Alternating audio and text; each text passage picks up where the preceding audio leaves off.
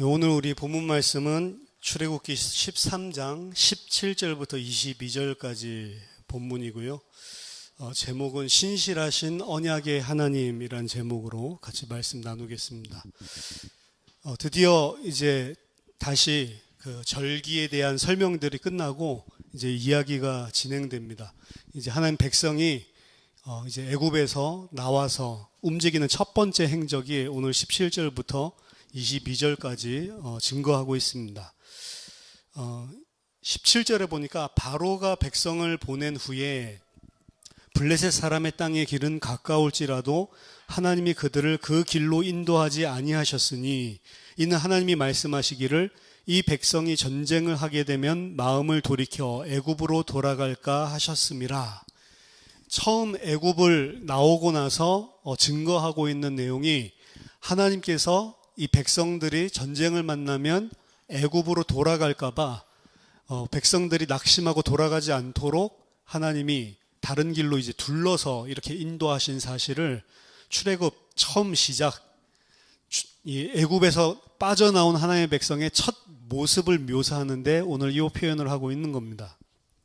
자, 출애굽이라고 하는 것은 단순히 애굽에서 종살이 하던 그 상태에서 빠져나온 것이 아닙니다. 단순하게 애굽에게서 빠져나오고 바로로부터 하나님이 빠져나오도록 그렇게 구원하신 구원이 아닙니다.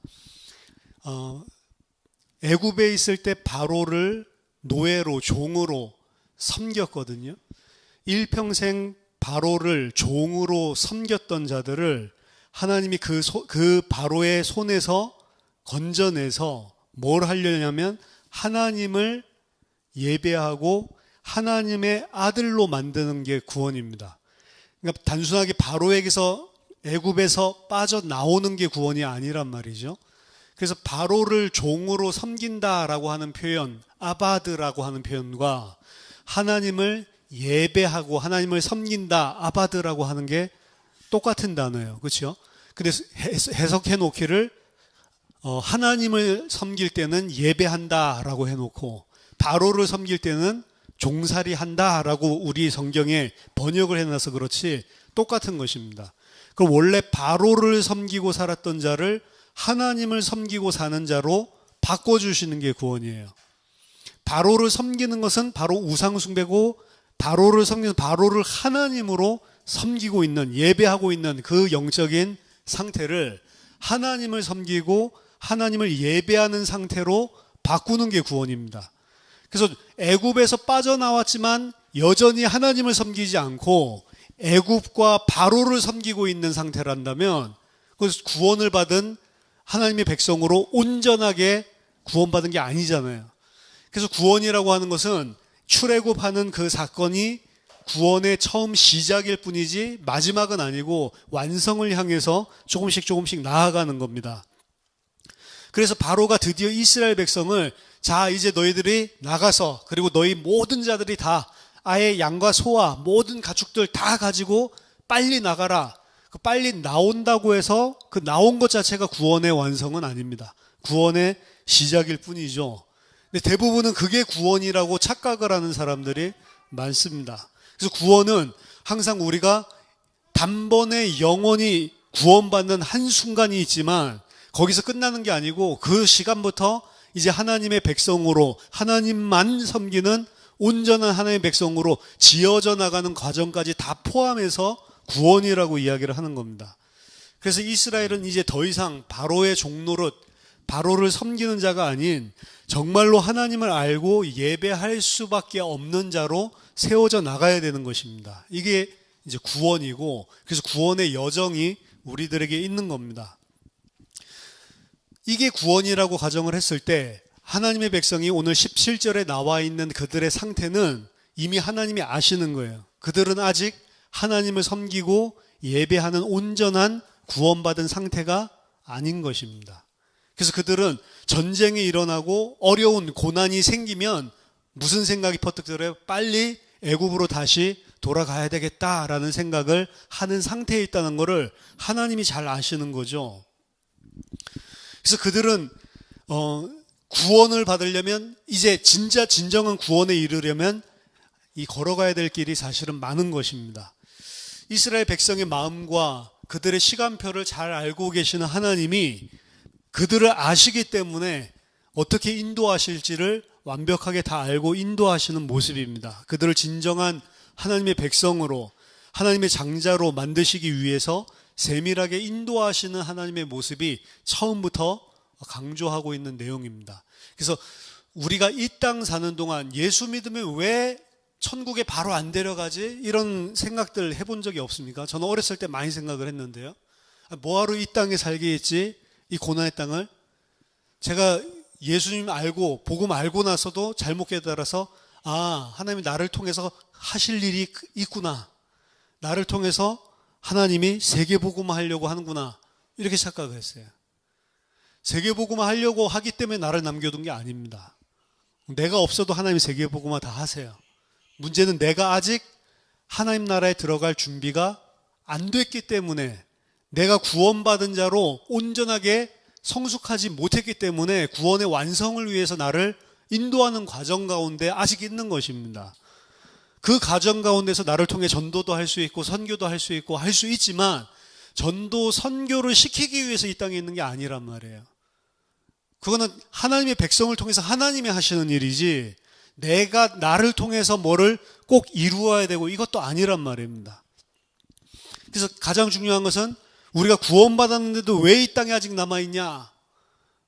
이유 하나밖에 없어요. 내가 온전한 하나님의 백성으로 새하늘과 새 땅에 영원한 생명을 가지고 하나님 찬양하는 자로 바꾸기 위해서. 그래서 이스라엘 백성이 사실은 그 준비가 안 됐을 때 1년이 지나서 가나안 땅 바로 앞에서 하나님이 40년을 더 연장시키시죠. 그래서 옛사람을 싹 다 죽여버리시고 새 사람들만 가나안 땅에 들어가게 하십니다.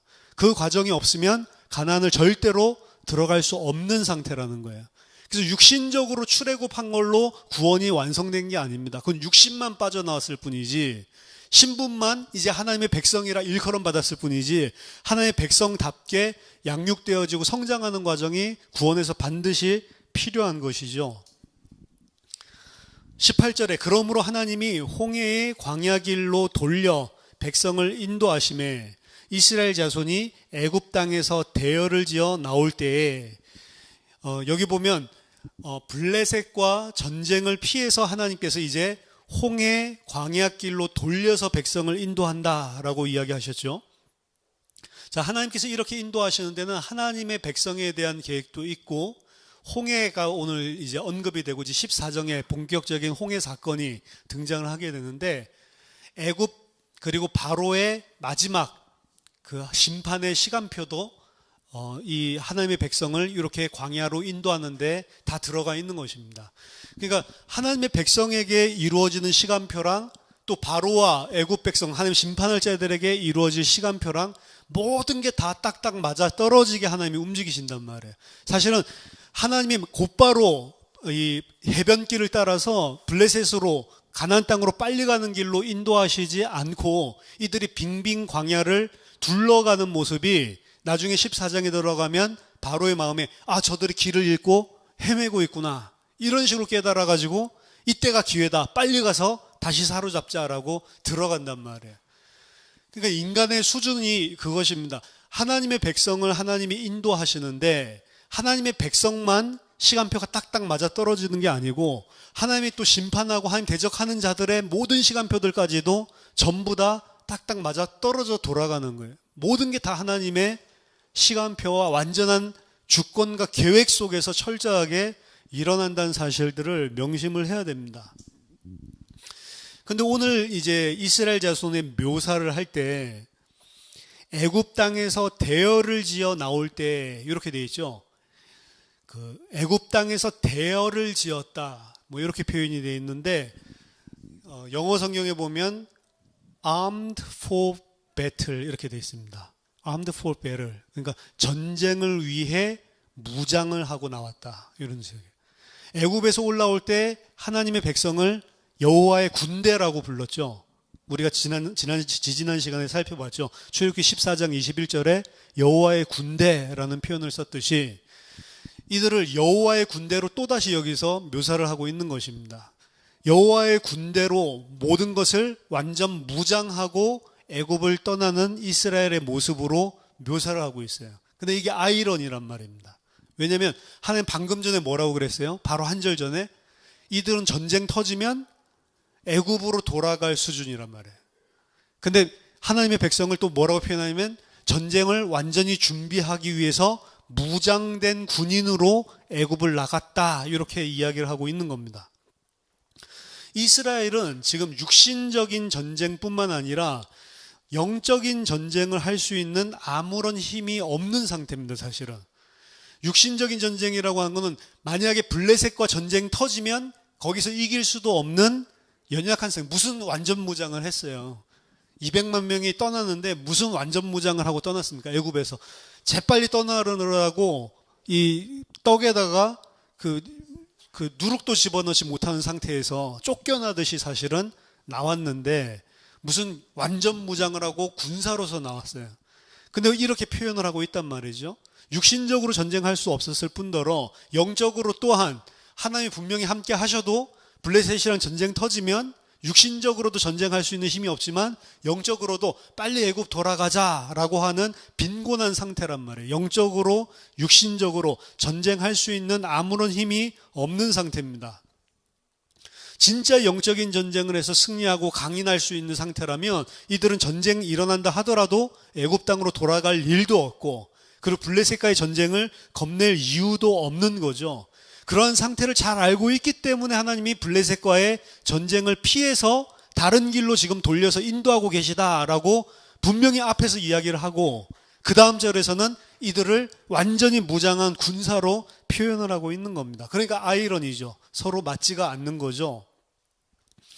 하나님은 그들이 연약하다는 걸 다 알고 있는데 그들을 하나님의 군대, 여호와의 군대로 만드실 작정을 하신 것이고, 그들은 분명히 지금 현재의 상태는 아무런 영적인 싸움도 육신적인 싸움도 할 수 없는 상태지만 그 연약하고 그 아무 힘도 없고 아무 보잘것 없는 자를 너희들은 나의 군사들이다 라고 하나님이 불러주시고 하나님이 그렇게 봐주시는 거예요. 사실은 또한 그렇게 봐주실 뿐만 아니라 궁극적으로는 가나안을 정복할 수 있도록 그들을 하나님께서 완벽하게 인도하실 것입니다.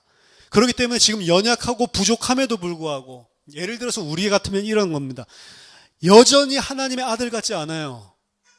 분명히 하나님이 택하신 자가 맞고 예수 그리스도를 믿고 구원받았는데도 불구하고 여전히 그들의 영적인 모습, 또 실제 삶의 육신적인 모습은 하나님의 백성 같지 않아요. 하나님의 아들 같지 않습니다.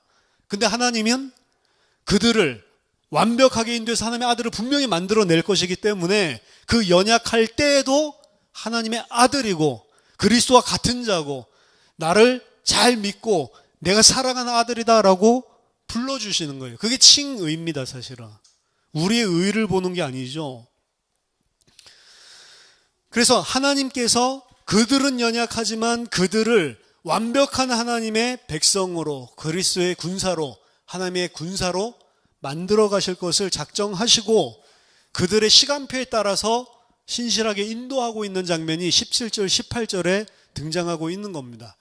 요 문맥 속에서 읽어야 되는 이유가 또 하나 등장하게 되는데 그게 19절의 요셉의 유골에 대한 내용이에요.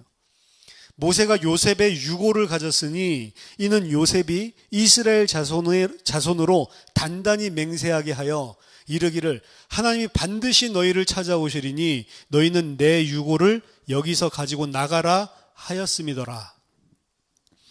언약을 신실하게 지키시는 하나님이라는 사실을 완벽하게 잘 알고 마지막 죽을 때 이 명령을 했었던 자가 요셉이죠. 창세기 50장 24절 25절에 요셉이 그의 형제들에게 이르되 나는 죽을 것이나 하나님이 당신들을 돌보시고 당신들을 이 땅에서 인도하여 내사 아브라함과 이삭과 야곱에게 맹세하신 땅에 이르게 하시리라 하고, 요셉이 또 이스라엘 자손에게 맹세시켜 이르기를 하나님이 반드시 당신들을 돌보시리니 당신들은 여기서 내 해골을 메고 올라가겠다 하라 하였더라. 분명히 하나님의 땅의 약속을 받았는데도 불구하고 애굽 땅에서 죽음을 임박하고 있는, 죽음 바로 목전에 있는 요셉이 생각한 겁니다. 그래도 하나님의 약속은, 언약은 유효하고 하나님은 반드시 그 언약을 지키시는 분이다 라는 사실을 전혀 흔들림이 없었죠. 그래서 반드시 그날이 올 건데 그때 너희들은 내 유고를 그 약속의 땅에다 가지고 올라가. 그 분명하게 내가 죽기 전에 약속해라, 맹세하라 라고 명령을 했습니다. 하나님의 신실하심을 믿는 믿음이에요. 그 신실하심의 내용은 언약입니다. 언약. 반드시 하나님은 언약을 성취한다는 거예요. 그럼 보세요. 요셉의 모습이 참 멋있죠. 분명히 현실에서는 이루어지지도 않았어요. 근데 이루어지지 않아도 이루어지고 안 이루어지고랑 상관없이 하나님은 언약하셨으면 언약하신 대로 눈에 보이는 현실과 다르게 반드시 이루는 분이다라는 사실을 믿었단 말이에요. 언약과 현실이 부딪힐 때, 배치될 때, 그때에도 죽음의 시간표에 이르러서도 가나안 땅을 약속하셨기 때문에 반드시 하나님은 준다라는 사실을 믿는 믿음을 가지고 죽었단 말이에요. 대단한 거죠. 근데 생각해 보세요. 이런 요셉의 하나님의 신실하심에 대해서 믿는 믿음은 어디에서 온 것입니까? 요셉이 원래 그랬어요? 아니라니까요. 요셉이 마지막 죽을 때 그 신실한 하나님을, 언약의 하나님을 온전히 믿는 믿음의 모습은 하나님이 요셉을 인도하시는 인생 여정을 통해서 요셉에게 생겨난 믿음이지 그냥 있는 게 아니란 말이에요. 하나님이 요셉의 모든 모든 삶을, 생애를 17살 때 꿈 주시고 그 이후부터 사실은 요셉에게는 계속 꼬이는 일들만 일어났는데 그 모든 꼬이는 것들 배후에 누가 있냐면 하나님이 계셨단 말이에요. 험난했죠.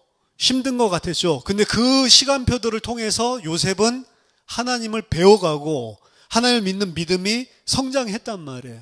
그래서 요셉이 믿음이 좋은 건 맞습니다. 근데 우리도 요셉과 같이 믿음이 좋자라는 거를 창세기에서 이야기하고 있는 게 아니에요. 요셉을 이렇게 완벽하게 인도하신 하나님을 증거하고 있는 게 창세기란 말이에요.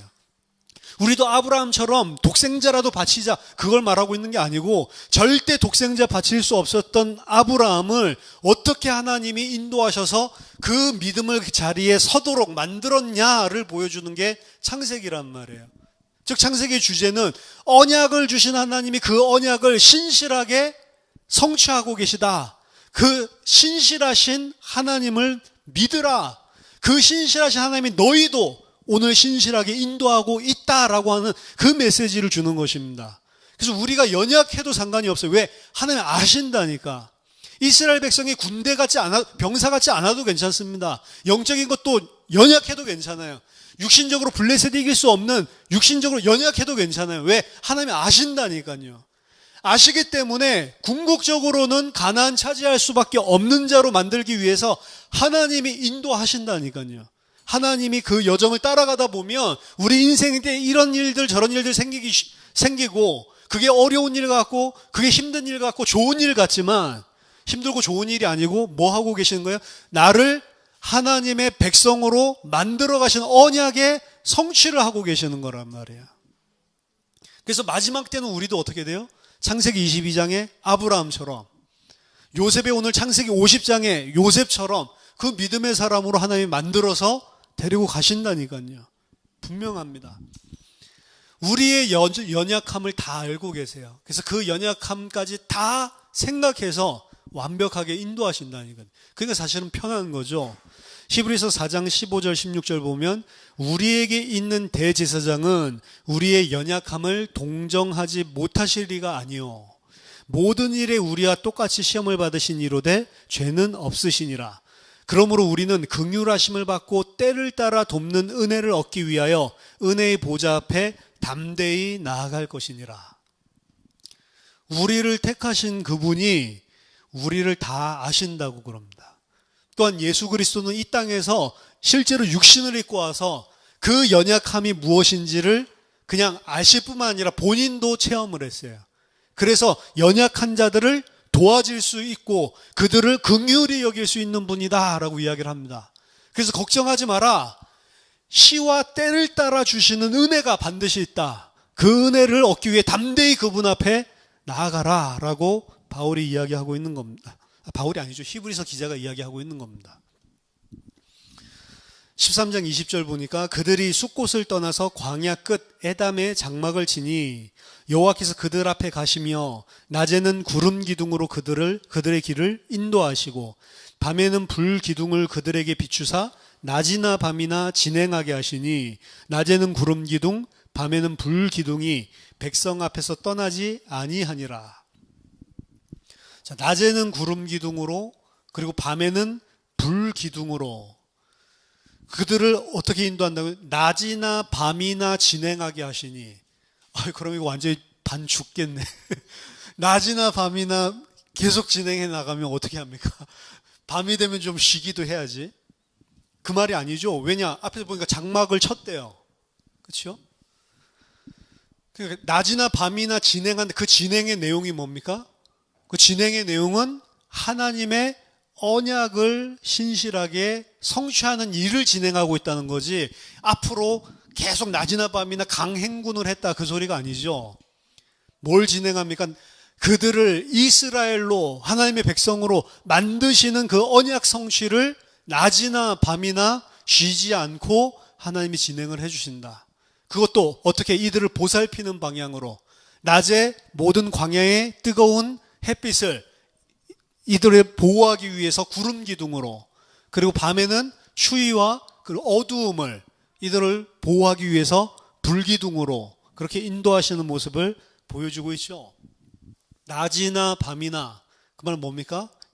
영어로는 24/7 일주일 내내 24시간 단 한순간도 빠짐없이 매 순간마다 하나님께서 불기둥 구름기둥으로 인도하고 계신다. 이 불기둥 구름기둥은 제가 지난번에 잠깐 말씀드렸는데 이미 그 예수님 오시기 전에 유대교에서부터 뭐로 해석을 했냐면 성령으로 해석했습니다.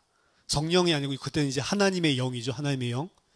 그래서 하나님의 영으로 24시간 세밀하게 그들을 구원하시기 위해서, 하나님의 백성으로 만들기 위해서 신실하게 인도하고 계신다. 낮밤 상관없이 이야기를 하고 있는 겁니다. 우리가 이전에 신앙생활을 할 때 좀 뭐 실수하거나 잘못하는 일하면 아유 좀 인도 좀 받아. 왜 이렇게 인도를 못 받아? 그리고 성령 인도 받기 위해서 우리 기도합시다. 뭐 이런 것들 많이 했죠. 하나님 나를 인도해 주세요. 하나님 어떤 것이 맞습니까? 하나님 이쪽으로 가는 게 맞습니까? 저쪽으로 가는 게 맞습니까? 하나님 이 여자가 맞습니까? 저 여자가 맞습니까? 그렇죠. 근데 이 여자가 예쁘고 저 여자 못생겼으면 계속 기도하다 보면 어떤 여자가 떠오르죠? 예쁜 여자가 떠오르지. 그러니까 계속 하나님 나한테 마음을 주신다고. 당연하지, 예쁘니까. 그렇죠. 그럼 이게 맞습니까? 저게 맞습니까? 그래서 예쁜 여자가 계속 하나님이 나에게 마음을 주셔서 예쁜 여자랑 결혼했는데 이 지옥이라. 그럼 어떻게 하죠? 인도를 잘 못 받았나 보다 그때. 못생겼어도 믿음 좋고 마음 착한 그 여자가 진짜 괜찮았는데, 이렇게 생각하기 쉽겠죠? 하나님의 인도를 밤낮 없이 24시간 매 순간마다 모든 일들 속에서 하나님이 인도를 한다고 하는데, 그 하나님의 인도를 어떻게 받아야 됩니까? 이제 하나님은 인도하시는데 우리는 인도를 못 받는다, 잘 받는다 이렇게 생각하거든요. 여러분들이 생각하실 때 어떤 옵션을 선택을 하거나 중대한 선택을 할 때 어떻게 성령 인도 받습니까? 막 기도하다가 마음 땡기는 거 있으면 그럼 그건 내가 땡기는 거라니까요. 성령이 하시는 게 아니고. 근데 사람들 계속 그거를 갖다가 하나님 주시는 마음이다 뭐 이렇게 이야기하는데 내가 가지고 있는 마음이에요. 사실은 우리 그렇게 하나님의 성령의 인도를 세밀하게 못 받는다니까요. 그렇다고 해서 내가 싫어하는 것들을 고르면 오히려 그게 맞더라 이렇게 해서 분명히 이걸 좋아하는데도 내가 싫어하는 걸 일부러 택하는 사람들, 성령 인도받기 위해서. 그 성령은 꼭 내가 싫어하는 대로 인도해 준다 이렇게 생각하는 사람이 있습니다. 아니라니까요. 그거 아무 상관이 없습니다. 하나님은 우리에게 일반 은총을 주셨어요. 일반 은총이라고 하는 것들 안에 내 자유의지도 있고 선택도 다 있는 것입니다. 사실은 이스라엘 백성을 하나님이 인도하시는데 이스라엘이 일반 은총 안에서 자기네들이 전쟁할 수 있는 능력도 없고 전쟁에서 이 힘들고 고통을 당하면 애굽으로 돌아갈 수밖에 없는 그런 심정을 가지고 있는 거예요. 그러니까 그 일반 은총을 그 일반적인 자신들이 생각하고 판단하는 의지를 꺾어 놓는 게 아닙니다. 로봇가 아니란 말이에요. 하나님은 궁극적으로 뭘 만들어? 자발적으로 하나님을 영원히 찬양하고 하나님을 신뢰하는 자로 바꿔나가시려고, 자발적으로. 우리를 갖다가 로봇처럼 프로그래밍 하는 게 아니란 말이에요. 그래서 성령 인도해 주세요, 성령 인도해 주세요 이런다고 성령 인도하는 것도 아닙니다, 사실은. 하나님의 인도가 무엇입니까? 하나님 밝히 분별하게 해주세요. 그런다고 분별되지 않아요. 그런 기도 많이 하는데 실제로는 분별이 그렇게 한다고 되는 게 아닙니다. 그거 막 주문같이 계속 분별하게 해주세요. 분별하게 해주세요. 그거 한 10,000번 하면 분별이 됩니까? 아니라니까요. 왜 그럼 그게 아니냐? 왜 그거 그렇게 안 해주시냐? 하나님의 인도는 그런 게 아니기 때문에 그래요. 그래서 이거냐 저거냐 선택을 해야 될 때는 여러분들이 합리적으로, 이성적으로, 그리고 논리적으로 상황 앞뒤 좌우 다 살펴봐서 그리고 여러분 자신의 상태도 보고 가장 이게 맞다라고 생각하는 거 A든 B든 무조건 선택하시면 됩니다. 그게 하나님의 뜻이 이거예요. 아니라니까요. 하나님의 뜻은 그거랑 상관없다니까요. A를 택해도 B를 택해도 하나님은 그거랑 상관없이 완벽하게 인도하신다니까요. 그래서 내가 성령 인도를 잘 못 받았어. 아니요. 우리는 성령 인도 받는 적이 한 번도 없어요. 하나님이 성령 인도해 주시는 거지. 우리에게 있는 모든 인생의 중요한 일들은 사실은 내가 선택한 것도 아닙니다. 내가 한국에 태어나고 싶어서 태어난 것도 아니고 내가 그 가정에 태어나고 싶어서 내가 남성으로 여성으로 태어나고 싶어서 결정한 것도 아니고 진짜로 우리 인생에 일어나는 중요한 일들은 내가 선택한 게 아니고 그런 선택이 결정이 이미 되어서 온 경우들이 많아요, 사실은. 하나님은 어떻게 인도하시냐?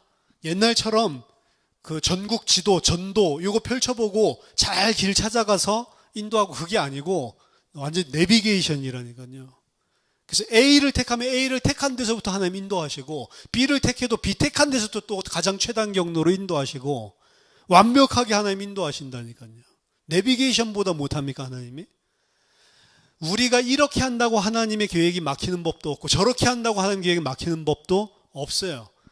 그런 것들은 그냥 합리적으로 잘 선택하면 된다니까요.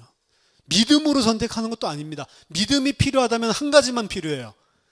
이렇게 하든 저렇게 하든 하나님은 그거랑 상관없이 나를 완벽하게 인도하신다는 믿음만 있으면 돼요.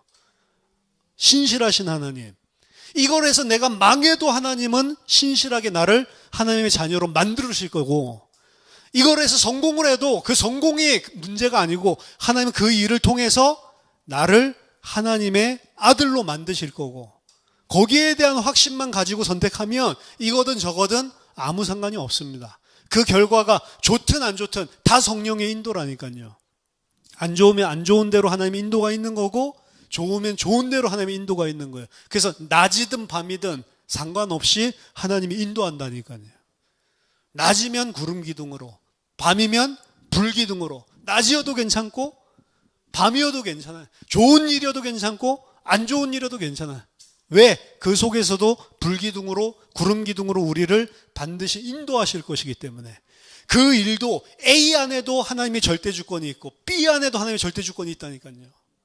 그러니까 절대 주권을 이해할 때 절대 주권과 자유의지가 부딪히는 게 아니라니까요. 완벽하게 자유의지인데 완벽한 하나님의 절대 주권 아래에 있어요. 그게 다. 아니 내가 이 A를 하면 A를 하는 척하다가 B를 하면 이거 하나님이 원래 이렇게 정하신 건데 내가 이렇게 한 거 아니에요? 아니라니까요. 그것까지 다 들어가 있는 거라니까. 그래서 하나님이 절대 주권을 가지고 인도하신 거는 네가 A를 해도 하나님의 절대 주권이 있는 거고 B를 해도 있는 거기 때문에 안 부딪혀요. 내가 암만 하나님 바꿔서 하려고 해봤자. 옛날에 막 내가 오른손을 내리치는 척 하다가 안 치면 이거 하나님이 계획하신 거 아니야. 이런 식으로 착각한다니까요. 그건 운명론적인 거고 성경에서 말하는 절대 주권이 아닙니다. 그거는 프로그래밍 해놓은 거지. 하나님은 우리를 자발적으로 마음에서 우러나와서 하나님을 사랑하고 그 하나님을 찬양하는 자로 막 바꾸기 위해서 인도하시는데, 하나님의 모든 일어나는 것들이, 내가 생각하고 내가 계획하는 모든 것들이 다 하나님의 주권 아래 있다라고 하는 거는 네가 이렇게 해도 저렇게 해도 하나님 상관없다는 거예요, 사실은. 이렇게 해도 저렇게 해도 하나님은 하나님의 백성으로 만들어 나가실 수 있는 능력이 있는 겁니다. 모든 게 그래서 내가 선택했는데요, 그거 하나님 주권 아래 있는 거예요. 그러니까 선택할 때 이게 성령의 인도냐 아니냐가 아니라니까요. 내가 생각할 때 그때 당시의 수준에서 가장 현명한 판단하면 되는 거예요. 근데 그 현명한 판단은 A냐 B냐가 중요한 게 아니고, 하나님이 이 속에서도 나를 신실하게 언약 성취를 위해서 인도하신다라는 사실을 믿으면 됩니다. 그리고 그 일이 잘 안 풀렸을 때도 인도를 잘못 받았나? 아니라니까. 밤에도 하나님이 불기둥으로 인도한다니까요. 잘 됐다고 그게 하나님 인도 잘 받았다? 아니라니까요. 옛날에는 그 식당 들어가가지고 막 주문들 여러 가지 하는데, 그 식당에서 맛있는 게 있고 맛없는 게 있죠. 그래서 맛있는 거 주문해서 와, 인도 잘 받네 이랬는데, 그 인도 잘 받은 게 아니라니까. 그냥 내가 먹고 싶은 거 주문한 거예요, 그냥. 근데 그냥 맞아 떨어진 거지. 그렇죠? 모든 것들이 하나님의 주권 아래 있고, 내가 일반적인 은총 안에서 선택을 할 수가 있는 것입니다. 성경에 보면 이런 말씀이 있죠. 마태복음 10장 29절에 참새 2마리가 한 아사리온에 팔리는 것이 아니냐. 그러나 너희 아버지께서 허락하지 아니하시면 그 하나도 땅에 떨어지지 아니하리라. 너희에게는 머리털까지 다 세신 바 되었느니 두려워하지 말라. 너희는 많은 참새보다 귀하니라. 모든 게 다 하나님의 주권 아래. 참새 2마리가 한 아사리온에 팔리는 것, 그것까지도 누구 손에 있어요? 하나님 손에. 너희는 어떻다고요? 그 참새보다 더 귀하고 너희의 머리털까지 다 세신 바 되었대요. 머리털 셀 수 있는 사람이 있습니까? 없잖아요.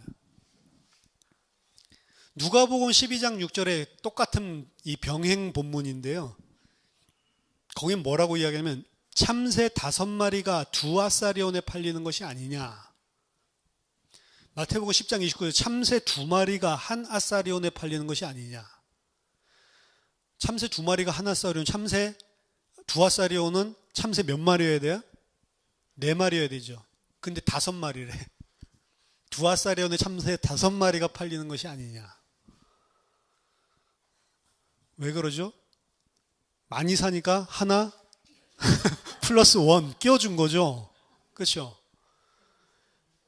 플러스 원 끼워주는 것까지도, 그러나 하나님이 허락하시지 않으면 한 마리도 떨어지지 않는다라고 이야기했잖아요. 덤으로 껴주는 거, 그것도 다 하나님의 주권 아래에 있다고. 그 장사꾼은 한 마리 더 끼워주면 2아사리온치 사겠지, 이런 심정으로 많이 팔기 위해서 사실은 한 마리 끼워주는 거잖아요. 그거 이제 일반 은총의 영역이지.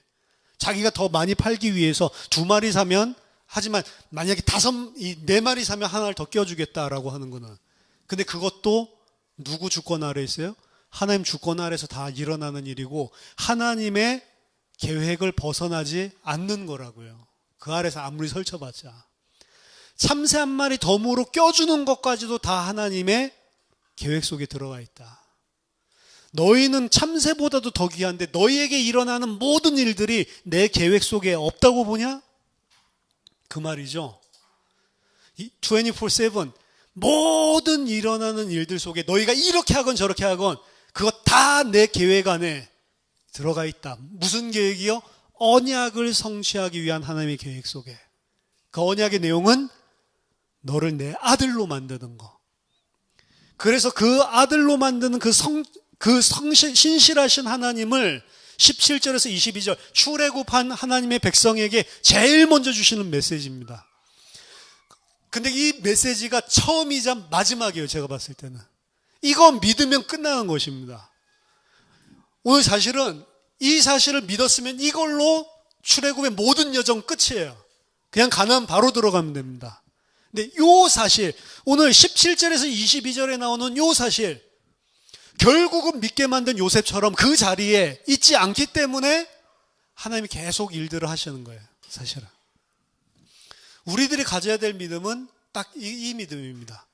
구름 기둥, 불 기둥, 밤이든 낮이든, 좋은 일이든 나쁜 일이든, 이 일이든 저 일이든 하나님이 완벽한 주권을 가지고 우리를 신실하게 인도하고 계시다. 그 사실만 알면 14장에 이런 모습이 안 터졌겠죠. 14장이 바로 홍해 사건이잖아요. 이 사실을 안 믿기 때문에 홍해 앞에서 이스라엘 백성의 민낯이 드러나는 것입니다. 그렇죠?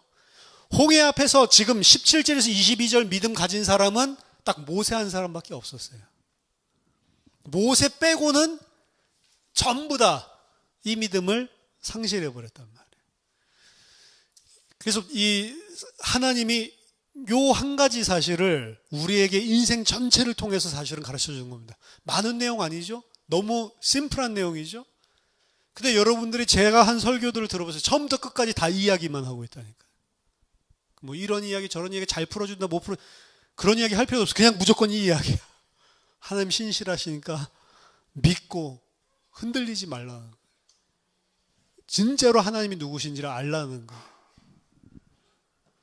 하나님은 언약을 주시고 그 언약을 하나님이 신실하게 성취하시는 하나님입니다.